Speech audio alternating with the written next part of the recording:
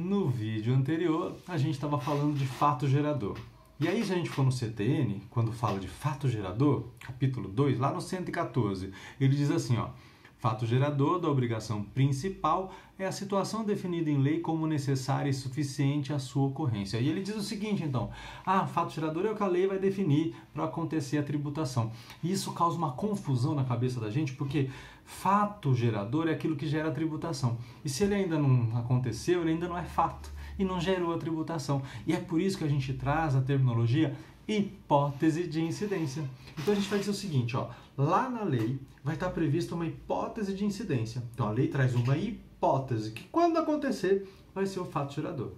Essa lei não pode trazer uma hipótese de qualquer jeito. Essa lei precisa trazer uma hipótese muito bem definida. Por quê? Porque senão eu corro o risco de tributar errado, de tributar a mais, de tributar no lugar que não devia. Então, essa lei que traz a hipótese de incidência do tributo, ela tem que obedecer a alguns critérios, que são 5. Esses critérios servem para que a lei seja bem feita e a gente possa tributar com tranquilidade. Com tranquilidade no sentido de ser constitucional e legal a tributação. Esse mecanismo todo de critérios que a lei tem que ter para poder criar uma hipótese de incidência, a gente chama de regra matriz de incidência tributária. Regra matriz de incidência tributária é um nome que parece uma coisa mais difícil do mundo, mas não é. É uma coisa muito simples, olha só. Regra matriz de incidência tributária, que você já ouviu falar, talvez tenha entendido, talvez não, é simplesmente esse conjunto de critérios que a lei tem que obedecer para definir direitinho uma hipótese de incidência, para que acontecendo o fato gerador, a tributação aconteça tranquilamente. Então o que a gente vai falar agora é um pouquinho sobre isso aí, tá bom? Sobre os critérios que eu preciso ter na lei para que a tributação aconteça. E aí são 5 critérios: material, espacial ou territorial, né, tanto faz, temporal, quantitativo e pessoal. Tá? Tô olhando aqui porque eu vou seguir essa sequência aqui. A gente vai começar pelo critério material. Então, o primeiro critério que uma lei que vai criar um tributo tem que seguir é o critério material. O que significa o critério material? Significa assim, ó, sobre o que eu vou tributar.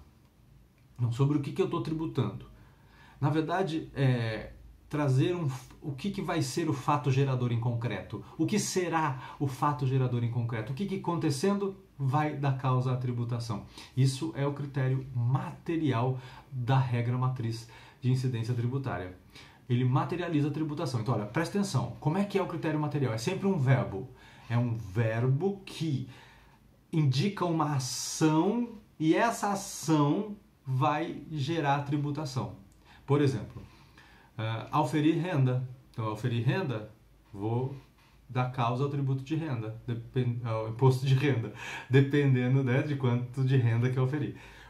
Ser proprietário de imóvel rural. Então, é um verbo, ser proprietário de imóvel rural. Eu vou dar causa ao pagamento do ITR, por exemplo. Tudo bem? Então, é sempre um verbo que vai indicar uma ação que vai causar a tributação. É sempre isso, e isso é o critério material da regra matriz de incidência tributária. A Constituição, ela nem sempre vai indicar o critério material. Quando ela indicar, a gente vai ter que seguir, né? Mas a hipótese de incidência precisa obedecer aquilo que o ente tributante tem de competência para poder tributar, tá certo? Então a Constituição, ela define o que é o tributo e coisa e tal, né? E aí isso precisa ser obedecido quando a lei que criar o tributo. Porque olha só, a Constituição diz que existe o tributo. E aí uma lei da União, do Estado membro, do Distrito Federal ou do município vão criar o tributo. Não é isso? Porque depende do que é. Se é federal, se é estadual, se é municipal, se é distrital. Distrital pega os dois, né? A gente pode falar disso daqui a pouco, num outro vídeo. Bom, tudo bem. Critério material. Aí, falando nisso mesmo, Estado membro, Distrito, Município, União, tem o segundo critério, que é o espacial. O espacial é disso que se trata. Onde incide o tributo? Né? É o espaço territorial onde vai ser aplicada a tributação. A Constituição, ela vai trazer, por exemplo, ela diz, O IPTU é imóvel urbano. Ele diz lá os critérios. São 5, você tem que preencher 3 pelo menos deles para ser considerado zona urbana. Lá na Constituição está dizendo isso. O que é zona urbana? Na Constituição está dizendo que é zona urbana. E aí, se eu preencher pelo menos os requisitos mínimos para que ali seja zona urbana, aquele município onde está o imóvel vai poder tributar aquele imóvel. Se não preenche os requisitos para ser zona urbana, não é zona urbana, então não pode tributar aquele imóvel com IPTU, então não é mais o município, né? A gente vai cobrar ITR, e aí depende como é que está a relação aí da União com esse município, mas vai ser a União que vai recolher, por exemplo, tá bom? Então, é por isso que o município vai cobrar IPTU naquela região, por exemplo. Se a venda de mercadoria foi feita num estado ou no outro, e tudo isso vai ser definido. Nem todo tributo depende de definição espacial, tá? Ou territorial.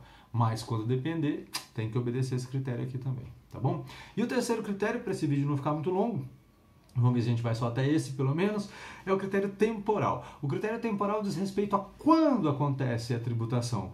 Quando acontece o fato imponível, né? O fato ao qual eu posso impor uma tributação, o fato gerador. Então, é o momento em que acontece o fato gerador. A gente viu que o fato gerador ele pode ser instantâneo, que ele pode ser complexivo, que ele pode ser continuado. Então, a legislação vai determinar isso tudo. O IPVA é continuado, né? Ele é contínuo. Eu sou proprietário do veículo automotor. Então, a legislação vai dizer um dia, 1º de janeiro.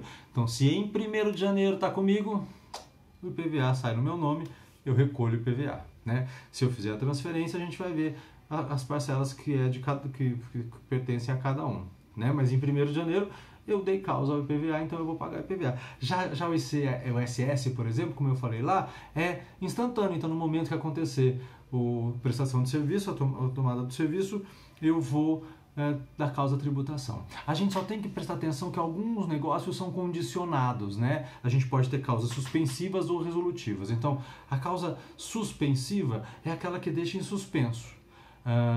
Não acontece enquanto a tributação não acontece enquanto ela não acontecer, né? Então é assim, ó, venderei para você a minha plantação de milho assim que der milho e que eu colher milho, você entende? Enquanto não acontecer isso, não tem tributação nenhuma acontecendo, embora o contrato já esteja assinado, por exemplo. A gente vai ver que tem algumas exceções depois, mas cuida da regra. Causa resolutiva. Enquanto você tiver arrendado o meu terreno, você arrendou o meu terreno. Enquanto você tiver arrendado, você paga o IPTU sobre ele. Nós repassamos entre nós, a gente vai ver depois quando falar de responsabilidade como é que fica essa questão do IPTU, tá certo? Porque nem sempre vai ser tão simples assim, mas a princípio a gente tem uma causa resolutiva. A hora que acabar o contrato de arrendamento, resolve também a incidência para você do IPTU, tá bom? Isso grosso modo, porque a gente ainda vai falar de responsabilidade mais para frente. Eu só quis alertar porque às vezes o negócio jurídico traz cláusulas suspensivas ou resolutivas, né? Então, se ela é suspensiva, ela fica condicionada a alguma coisa que tem que acontecer. Se ela é resolutiva, já está tributando até que aconteça a causa que resolve o nosso contrato, tá bom? É isso, depois a gente volta a falar dos três aí, os outros dois, aliás.